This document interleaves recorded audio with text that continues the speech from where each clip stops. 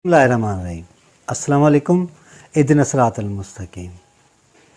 सवेल ॻाल्हि पियो कयां वेठो त जेकॾहिं तव्हांखे इंसानी नफ़्सियात सम्झणी आहे, इंसान जी सोच, उनजी तरबियत या उनजे नंढपण जे बारे में तव्हांखे ॻाल्हि करणी आहे त कुझु ॻाल्हियूं या निशानियूं मां तव्हां सां शेयर करणु चाहियां थो।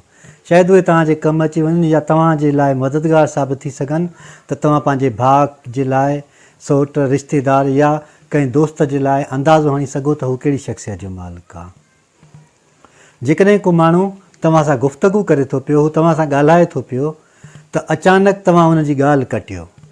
जेकॾहिं तव्हां हुनजी ॻाल्हि कटियो था ऐं हुनखे चओ था हिते चुप कर ऐं हू ख़ामोश थी थो वञे त पक सम्झो त नंढे हूंदे खां वठी हुन खां कंहिं बि क़िस्म जो मशवरो न वरितो वियो आहे।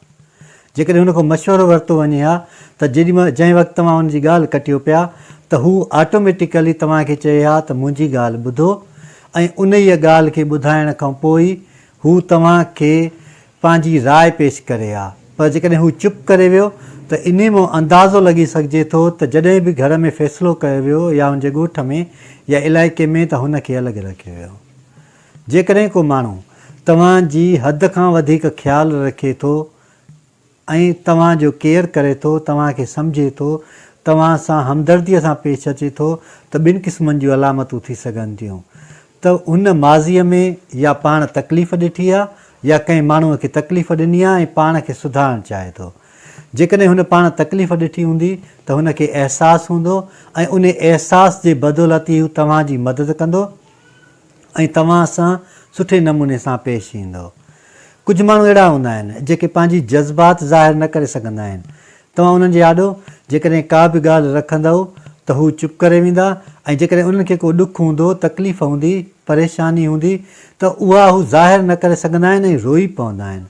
जेके माण्हू ईअं हुजनि उन्हनि जे लाइ हिकिड़ो बहितरीनु तरीक़ेकार इहो आहे त तव्हां उन्हनि खे गौर सां ॿुधो, उन्हनि जूं ॻाल्हियूं ॿुधो, उन्हनि खे हमदर्दीअ जी ज़रूरत आहे, प्यार जी ज़रूरत आहे ऐं कुझु इख़लाक़ जी ज़रूरत आहे जंहिंसां तव्हां हुनखे मुतासिर करे सघो था या हुनजी हिमत अफ़ज़ाई करे सघो था त हू तव्हां सां पंहिंजी दिलि जी ॻाल्हि खोले बयानु करे। के माण्हू अहिड़ा बि थींदा आहिनि जेकॾहिं तव्हां उन्हनि जे आॾो पंहिंजी परेशानी बयानु कंदव त हू पंहिंजो दास्तान बयानु करणु शुरू कंदा आहिनि, पंहिंजूं तकलीफ़ूं, पंहिंजा ॾुख ॿुधाइणु शुरू कंदा आहिनि। उन्हनि खे ड्रामेबाज़ चइबो आहे। यानी हुननि जे आॾो केतिरा ई ड्रामा, केतिरा ई अहिड़ियूं ॻाल्हियूं मौजूदु हूंदियूं आहिनि जेके तव्हांजो ध्यानु हटाइण जे लाइ उहे काफ़ी हूंदियूं आहिनि। त तव्हां जेकॾहिं अहिड़े क़िस्म जे माण्हुनि सां मिलो था त ख़ुदारा उन्हनि ते यकीन न कयो, छो जो हू बसि ॻाल्हियुनि मां ॻाल्हि ठाहींदा वेंदा आहिनि ऐं उन ई ॻाल्हि जे करे ई उहे हमेशह ॿियनि माण्हुनि खे ठॻींदा आहिनि या चीटिंग कंदा आहिनि।